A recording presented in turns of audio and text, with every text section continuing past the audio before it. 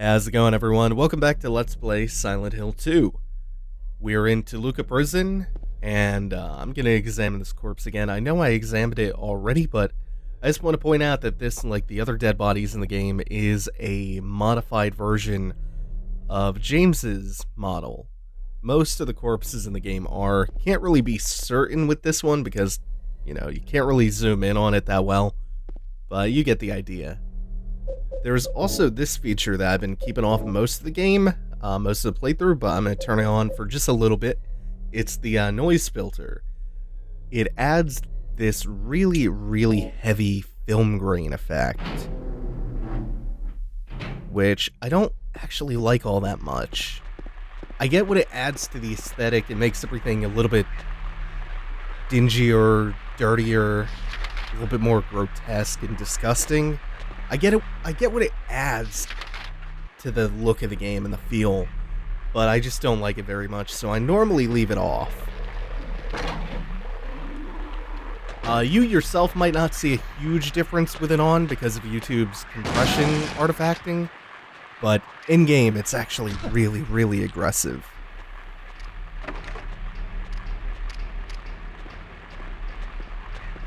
So down here in the shower stall, we find the Tablet of the Seductress. Last time, let me go ahead and turn that off. Last time we found the Tablet of the Gluttonous Pig in the cafeteria right after we finished that cutscene with our third encounter with Eddie. So there's one more tablet that we have to find, and you're going to see that each of those three tablets correspond to one of our three main characters.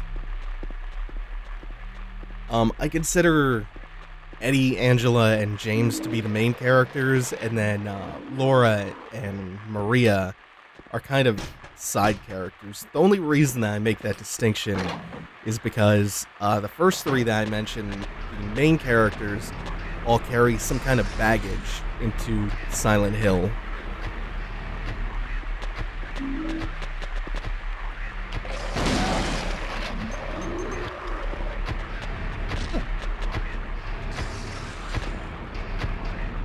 Oh, I'm gonna get sprayed with a lot of lying figure spit. On Sacrifice and the Art of Demon Summoning, the Tome of the Seer. These are all books scattered around here. The Feast of the Succubi, the Fallen Angels of Mercy and Favor. The Tome of the Seer is a book that you can find in the library in Silent Hill 3.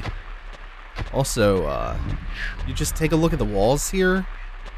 Looks like halos of the sun around here. Also, a neat little feature, if you pay attention to James's head, whenever you're in a kind of important area with a key item nearby, this is something that I only recently found out. I streamed this game on my Twitch channel a few months back, sometime in the middle of last year. And someone pointed this out to me. James's head drifts towards key items to let you know that they're there. So if you're ever not sure if you've cleared out a room or if there's something important where you are, just pay attention to where James's head is looking. It's very cool and very subtle. Maybe a little bit too subtle since I played this game so many times and never noticed that.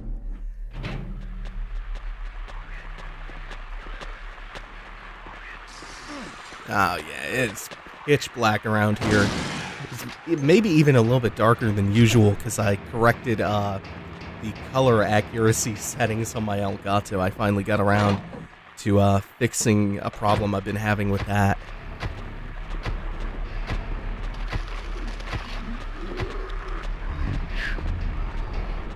I just went back into the wrong place. The prison is an area that looks kind of gigantic and complicated because of how many rooms and tiny cells there are here, but it's actually a pretty small, compact area. Most of the rooms that you encounter, they're locked or the doorknobs are busted or something like that. There are a limited number of rooms that you can actually go into here. It's just a trick to make things feel a lot more big and sprawling than they actually are. In this block of cells, though, we can come into the first cell on the right, and we find three paintings. The first one being 436 people at a recital. The next one being over here, and it is a mansion on fire, or actually that is a hotel. And it's called Burning Man. And then the last one, that's the recital again. I think I probably got Burning Man again. Yeah. Is this it? Yeah, this is a woman in flight.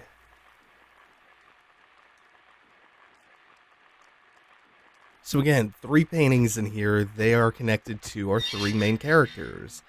Burning Man is connected to James. The woman in flight is obviously Angela. And the recital is connected to Eddie. And time will tell what those connections actually mean. And in here, in this prison cell, we find the tablet of the oppressor. So that's our 3rd one. And when you try to get out, the iron bars of the cell get stuck. So you have to keep mashing that over and over again to get out.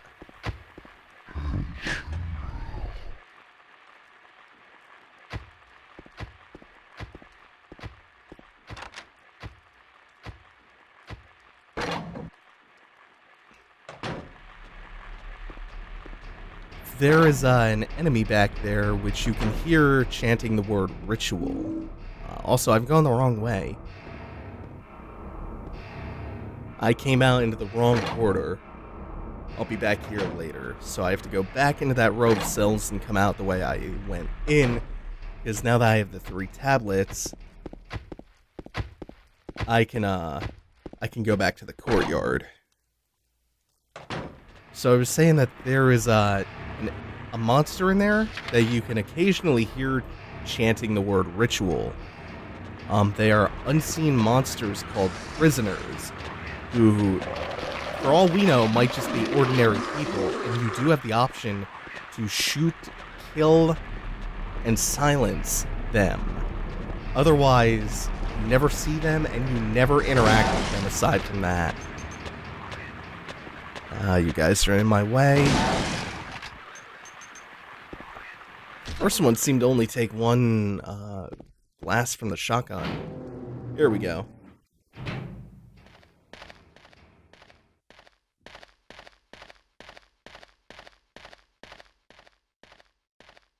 This little tablet with the inscription here, this is where you place the 3 tablets that we just got. They give you blood to atone for the 3 sins. But above that, there's a placard that clearly depicts a hanging man flanked on either side by 2 pyramid heads wielding spears. So we'll come into our inventory. I could use a first aid kit. So many of them now. 3 ampoules, bunch of health drinks. Yeah, you get loaded up. So we'll combine the tablet of the oppressor, the tablet of the gluttonous pig, and the tablet of the seductress. And we will put this on the scaffolding right beneath where the hangman's noose is. This is actually an execution ground.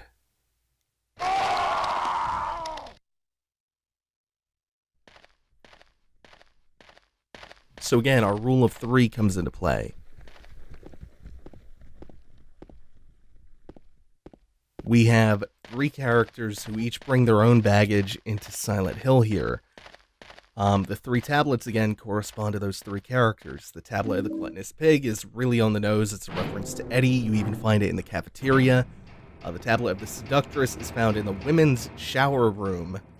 And it is tied to Angela. And you find the oppressor tablet in a prison cell. By process of elimination, that leaves the tablet of the oppressor to be connected to James. But why is he considered the oppressor? That question will be answered by the end of this. Sorry if I'm playing a little bit too coy. Also, it was hard to see, but there were 3 ropes up on the gallows, up on that platform. I also find that really, really interesting that they have a hangman's noose up there. And it might just be for effect, but it might also be historically accurate, because Silent Hill happens to be a fictional town set in Maine. Maine had the death penalty up until 1887, and prior to that, the only method of carrying out the death sentence was by hanging. It was abolished because the last person to be executed in Maine asphyxiated while being hanged. And hanging is supposed to break your neck, which kills you much faster and supposedly more humanely than strangling, but it's so easy to tie the noose wrong that people often just choke to death. And that it was much too inhumane to be kept around. Although I think some states today still do, they still have hanging in some states.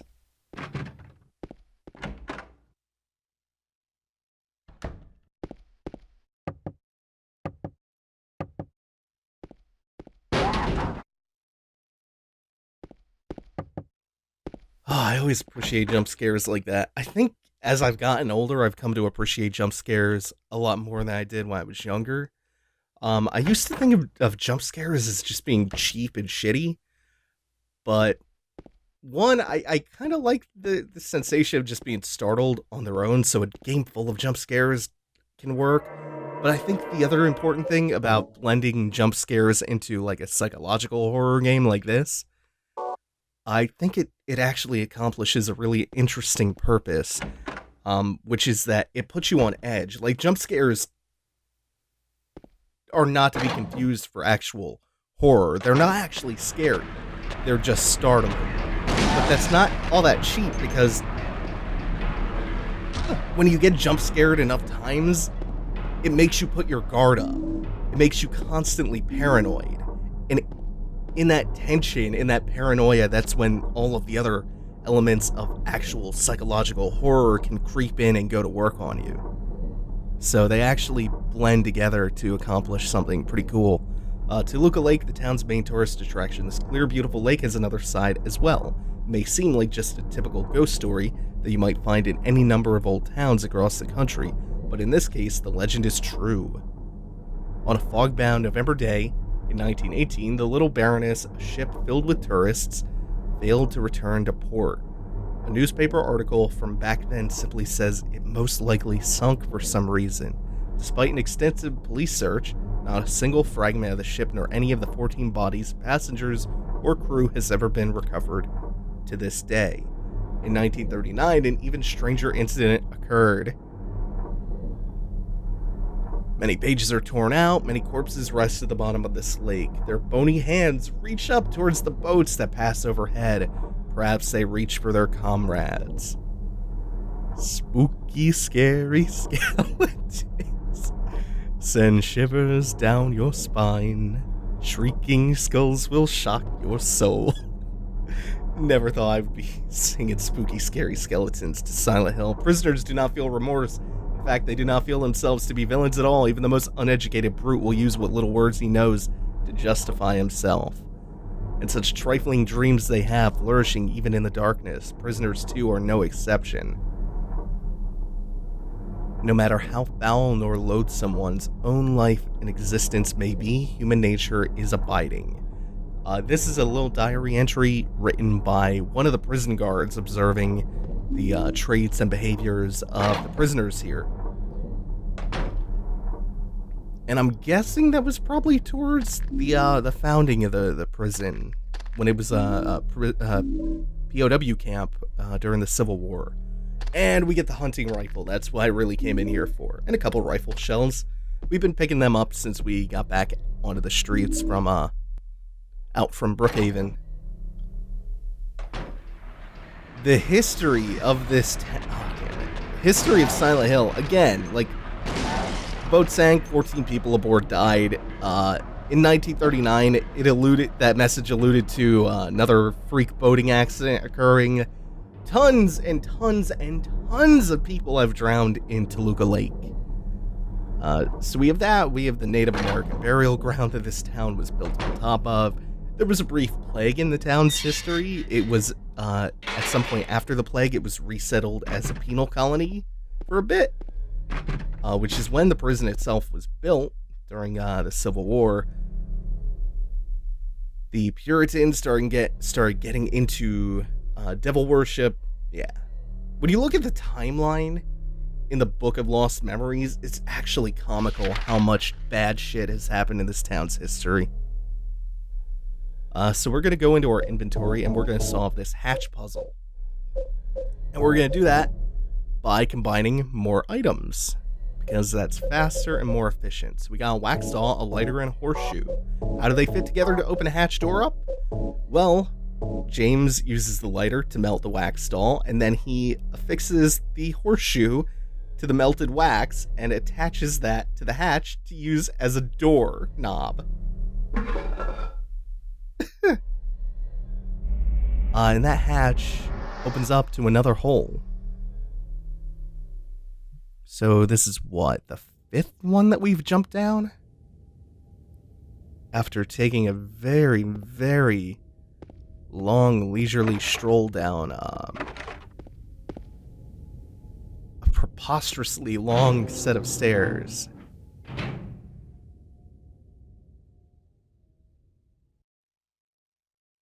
Did that just move? Or was James's imagination? Comments on the nauseating smell of the corpses in here. There is speculation that the cult got their hands into the prison and they were conducting sacrificial rituals on the prisoners here.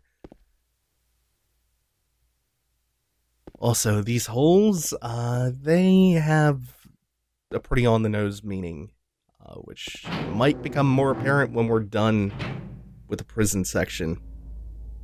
The corpse into this hole feels like a deadly premonition comment. But we do come to another hole. James, again, can't see the bottom of it, and he will just jump in.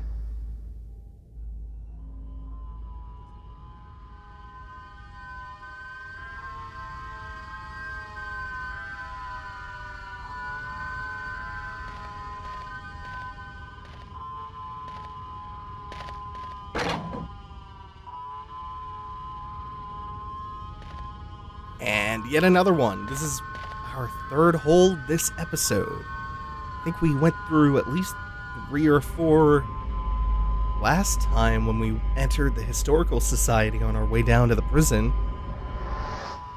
So this is now absurdly underground. Hundreds of feet, maybe.